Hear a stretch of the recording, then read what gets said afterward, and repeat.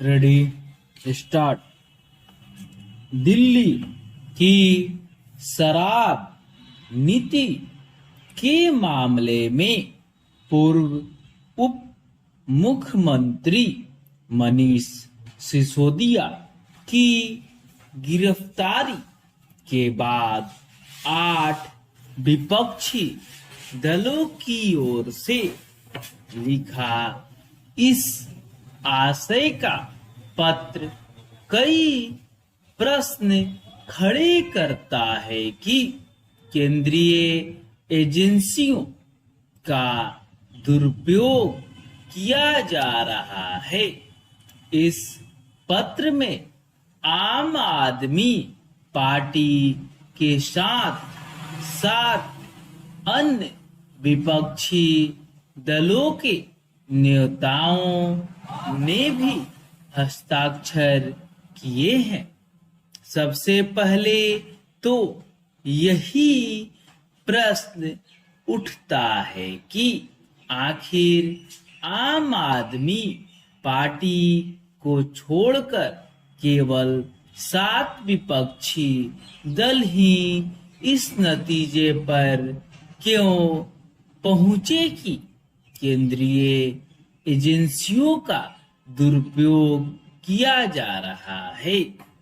इसके अतिरिक्त यह प्रश्न भी उठता है कि तृणमूल कांग्रेस की प्रमुख और बंगाल की मुख्यमंत्री ममता बनर्जी इस पत्र पर हस्ताक्षर कैसे कर सकती हैं?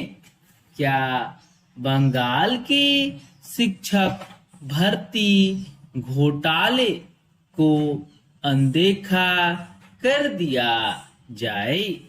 शिक्षकों की भर्ती में घोटाला किया गया और बेहद बेशर्मी के साथ किया गया।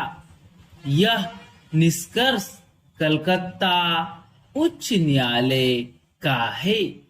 क्या तृणमूल कांग्रेस समेत अन्य दल यह चाहते हैं कि देश की जनता यह विस्मृत कर दे कि शिक्षक भर्ती घोटाले में गिरफ्तार बंगाल के मंत्री पार्थ चटर्जी की करीबी अर्पिता मुखर्जी के यहाँ से करोड़ों की नकदी बरामद की गई थी? यदि तृणमूल कांग्रेस पार्थ चटर्जी को निर्दोष मानती है तो फिर उसने उन्हें पार्टी से निलंबित क्यों किया? केंद्रीय जांच एजेंसियों के दुरुपयोग की शिकायत करने वाले दलों की माने तो मनोज सिसोदिया को बिना किसी प्रमाण गिरफ्तार किया गया। यदि ऐसा है तो अदालत ने उन्हें जमानत देने से मना करते हुए सीबीआई के रिमांड पर क्यों भेजा? इससे भी महत्वपूर्ण सवाल यह है कि यदि शराब नीति में कहीं कोई खामी नहीं थी तो फिर घोटाले का शोर मचते ही उसे वापस क्यों लिया गया?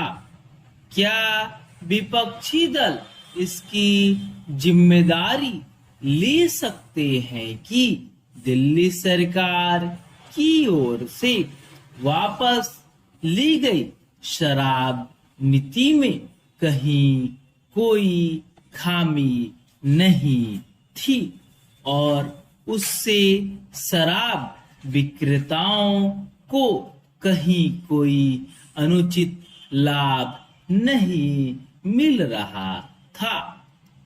एक सवाल यह भी है कि क्या चिट्ठी लिखने वाले विपक्षी दलों के नेता मनीष सिसोदिया समेत जो अन्य नेता घपले घोटालों के आरोप में केंद्रीय एजेंसियों की जांच के दायरे में हैं, उनके निर्दोष होने का प्रमाण दे सकते हैं।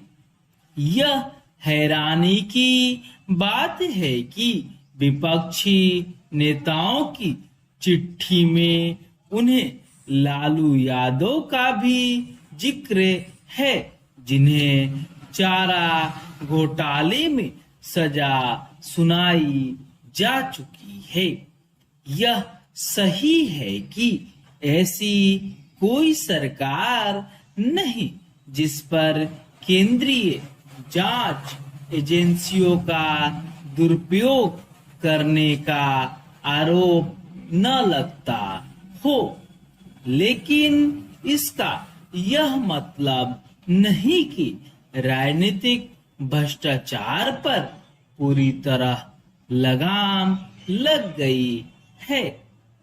राजनीतिक भ्रष्टाचार एक कटु सच्चाई है। इसी प्रकार यह भी एक सच है कि राजनीतिक दल अपनी राजनीति चलाने के लिए धन का प्रबंध घपलों घोटालों के जरिए भी करते हैं। इसी कारण नेताओं के घपले घोटाले सामने आते रहते हैं। स्टॉप।